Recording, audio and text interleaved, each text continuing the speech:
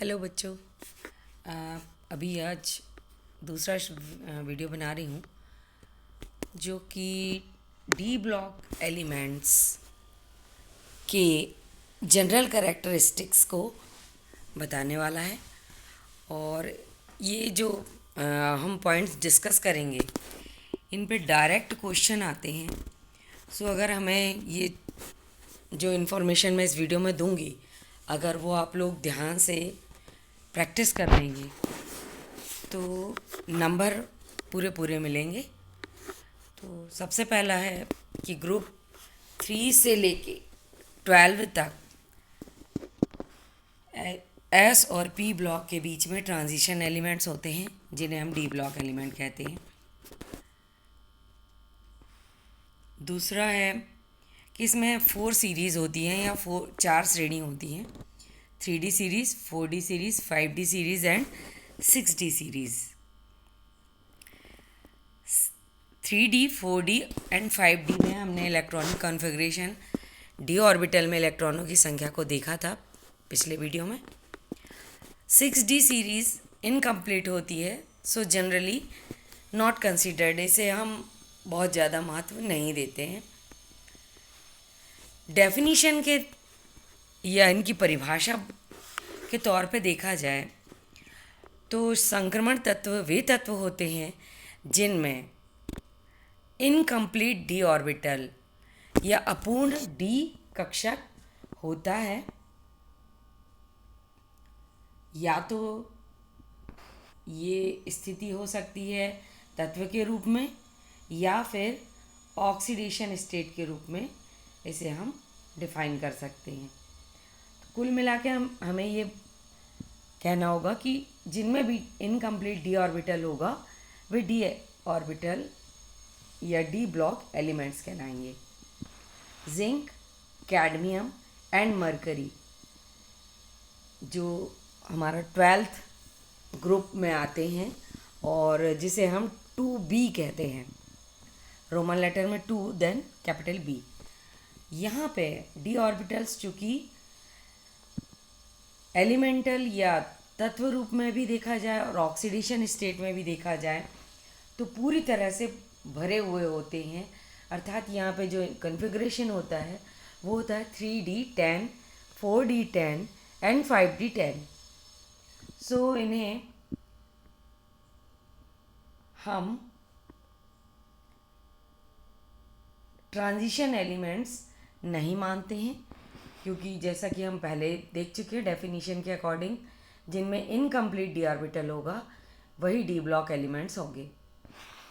Chromium and copper, जैसा भी पिछले वीडियो में मैंने बताया भी है कि ये एक्सेप्शन दिखाते हैं। अर्थात क्रोमियम में अगर बात करें तो डी में 4 इलेक्ट्रॉन ना होके 5 इलेक्ट्रॉन होते हैं और कॉपर में 9 इलेक्ट्रॉन ना होके 10 इलेक्ट्रॉन होते हैं। इसका रीज़न है कि क्रोमियम की बात करें तो 4 की जगह अगर 5 इलेक्ट्रॉन्स आ जाते हैं तो वो जो कंडीशन है वो मोर स्टेबल होती है रदर देन 4 इलेक्ट्रॉन्स के। और इसी प्रकार अगर कॉपर की बात करें तो कॉपर में अगर 9 इलेक्ट्रॉन है, अगर वर्ग के रूप में देखा जाए तो D9 है इसका इलेक्ट्रॉनिक कॉन्फ़िगरेशन, बट एक और इलेक्ट्रॉन आ जाने से इसका इलेक्ट्रॉनिक कॉन्फ़िगरेशन हो जाता है 3D10, जो कि फुल्ली फिल्ड ऑर्बिटल हो जाता है। पूर्ण रूप से भरा हुआ ऑर्बिटल हो जाने के कारण ये ज़्यादा स्टेबल हो जाता है।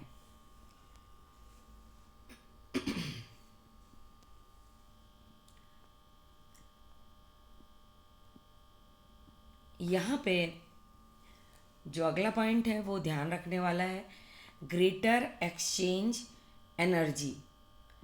अर्थात यहाँ पे जब इलेक्ट्रॉन्स एक्सचेंज होते हैं डी ऑर्बिटल्स में तो इनका एनर्जी रिलीज़ होती है वो बहुत ज़्यादा होती है। उसके बाद लगभग डी ऑर्बिटल्स के जो हर सीरीज़ के एलिमेंट्स हैं वो लगभग एक जैसे physical and chemical properties show करते हैं, क्योंकि जो डिफरेंस होता है वो पेनल्टीमेट डी ऑर्बिटल में होता है। पेनल्टीमेट जैसा जिसे हम हिंदी में बोलते हैं उपांतिम कक्षक, यानी 72 कक्ष के जस्ट पहले वाला जो कक्षक होता है वो कहलाता है हमारा penultimate D orbital, penultimate orbital.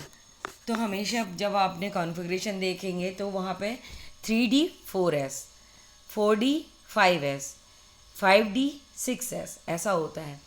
तो चूँकि पेनल्टीमेट में हैं इलेक्ट्रॉन्स, इसलिए इनका जो फिज़िकल एंड केमिकल प्रॉपर्टीज़ हैं वो सेम होते हैं। इसके बाद ये टिपिकल मेटेलिक कैरेक्टर शो करते हैं। जनरली जो मेटल्स कैरेक्टर शो करते हैं वही ये शो करते हैं। हालांकि यहाँ पे ऐसी मेटल्स भी हैं जो अपवाद हैं, जैसे कि Hg की बात करें, मरकरी की बात करें तो वो रूम टेम्परेचर पे लिक्विड कंडीशन में है, जबकि मेटल के लिए हम ऐसा सोच भी नहीं सकते हैं। इसी प्रकार जो अगला पॉइंट है देखें तो मेल्टिंग पॉइंट और बॉइलिंग पॉइंट बहुत ऊंचे होते हैं, और ये कब तक होते हैं? D5 तक, अर्थात पहले की जो 5 वर्ग हैं वहाँ पे या समूह हैं 3, 4, 5, 6 एंड 7, यहाँ तक जो MP और BP या मेल्टिंग पॉइंट और बॉइलिंग पॉइंट बहुत ज़्यादा होते हैं, और उसके बाद धीरे धीरे मेल्टिंग एंड बॉइलिंग पॉइंट कम होते जाते हैं D5, D6 से D10 तक।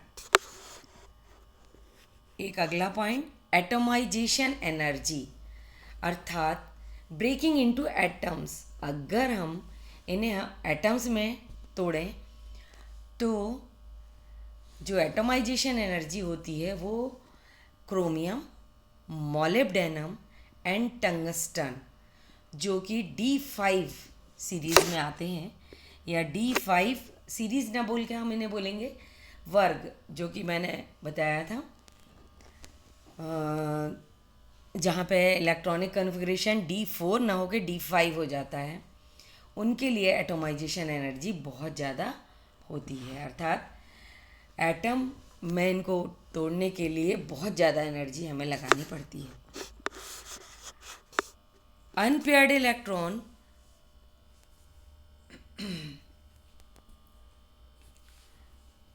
अगर ज़्यादा हैं तो एटमाइजेशन एनर्जी ज़्यादा होती है, और हम देखते हैं D5 में अनपेयर्ड इलेक्ट्रॉन 5 है।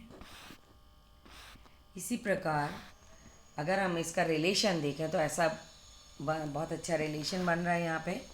Atomisation energy is proportional to electrode potential E0, या इसको E0 भी पढ़ते हैं, is proportional to noble character, that means noble gases की जैसे कैरेक्टर। तो ये रिलेशन अगर आप याद कर लेंगे तो आपको 3 पॉइंट्स बहुत आसानी से डील करते बन जाएंगे। पहला तो एटमाइजेशन एनर्जी से पूछे रिलेटेड कोई क्वेश्चन, E0 से रिलेटेड कोई क्वेश्चन, या नोबल कैरेक्टर से रिलेटेड कोई क्वेश्चन आएगा तो ये रिलेशन आप ध्यान से याद कर लेंगे। इसके बाद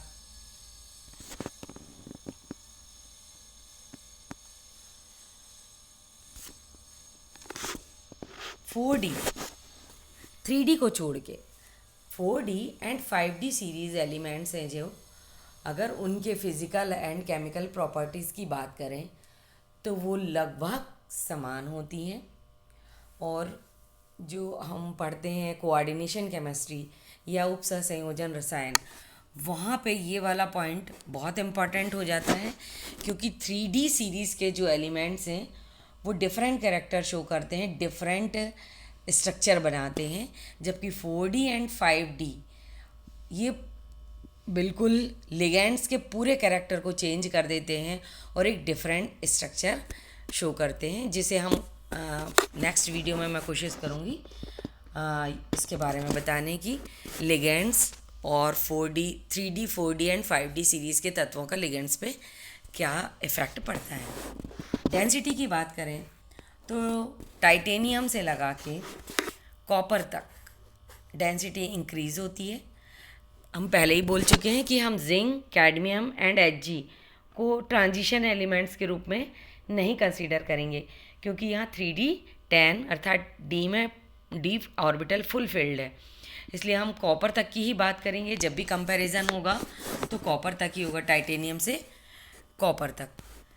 एटॉमिक मास की बात करें तो टाइटेनियम से कॉपर तक ये बढ़ता है। अगर ऑक्सीडेशन स्टेट की बात करें तो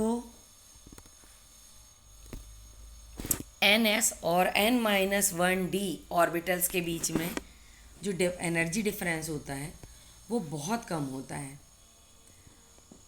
और इसके अलावा जो electron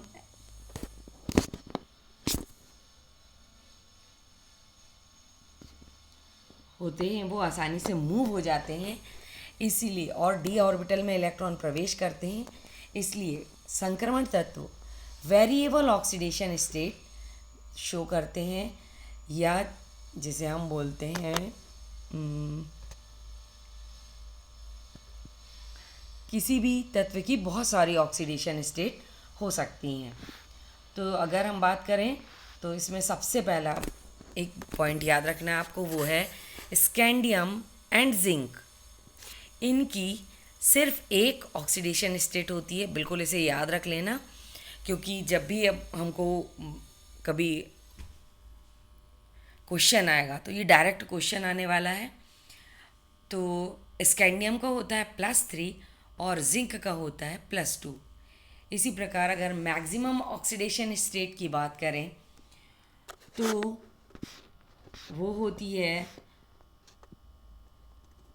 Ru and OS। Ru और OS जो कि होती है +8, और टाइटेनियम की +4, वेनेडियम की +5, क्रोमियम की +6 एंड मैग्नीज की +7। ये अभी हम जब इनऑर्गेनिक केमिस्ट्री में आगे पोटेशियम डाइक्रोमेट और पोटेशियम परमैंगनेट पढ़ेंगे तब यहाँ पे क्रोमियम और मैग्नीज की ऑक्सीडेशन स्टेट के बारे में और डिटेल में जानेंगे।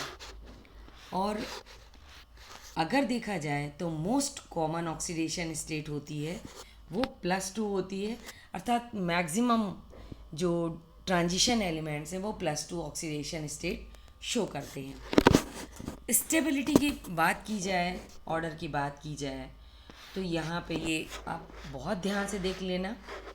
D10 का सबसे ज़्यादा होगा, उसके बाद D5 का, देन D0 का, देन अदर D कॉन्फ़िगरेशन।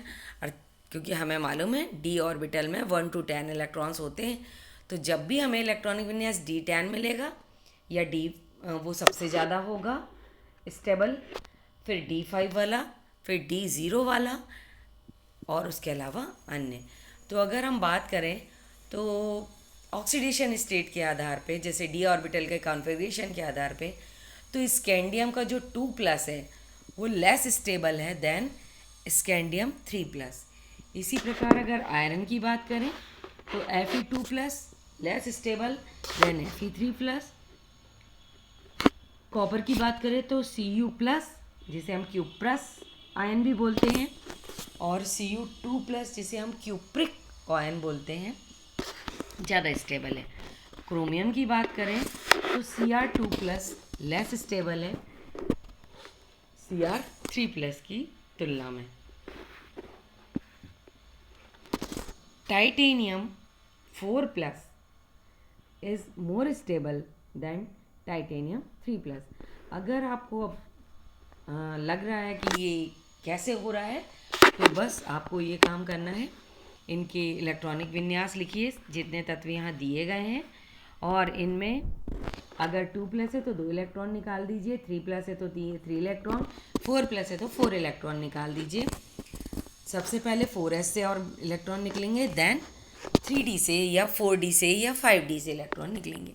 तो इस प्रकार आप आसानी से, एक्चुअली ये 3D सीरीज से, तो 3D से ही इलेक्ट्रॉन निकलेंगे। आप इसको ध्यान से कॉपी में बना के एक बार ज़रूर देख लें ताकि ये हमेशा याद रह जाए।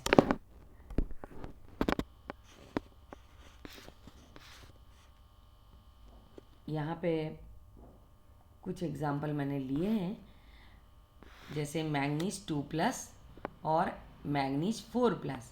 अगर मैग्नीज 2+ की बात करें तो यहाँ पे आप देख रहे हैं AR लिखा है मैंने, ऑर्गन जो कि होता है 18, और D में 5 इलेक्ट्रॉन्स हैं एंड S में 0 है। तो अगर D में 5 इलेक्ट्रॉन्स हैं तो ये मोर स्टेबल है, क्योंकि Mn4+ में D में 3 इलेक्ट्रॉन्स हैं। तो अगर हम इलेक्ट्रॉनिक कॉन्फ़िगरेशन लिख पाएँ और लिखने की प्रैक्टिस रखें तो हम बहुत आसानी से बिना रटे ये जो सीरीज़ का जो दिया हुआ है क्रम, इसको बस ध्यान में रखते हुए बड़ी आसानी से किसी भी एलिमेंट का स्टेबिलिटी ऑर्डर निकाल सकते हैं। इसे हमें कहीं रटने की ज़रूरत नहीं पड़ेगी, सिर्फ हमें इलेक्ट्रॉनिक विन्यास निकालना आना चाहिए। तो मुझे लगता है कि ये वीडियो और ज़्यादा लंबा हो जाएगा तो आप लोग बोर हो जाएंगे। सो अभी के लिए इतना ही। नेक्स्ट जो कैरेक्टरिस्टिक हैं मैं नेक्स्ट वीडियो में शेयर करती हूँ और कोशिश करूँगी जल्दी से जल्दी उसे शेयर करूँ। तो नेक्स्ट वीडियो तक ऑल द बेस्ट।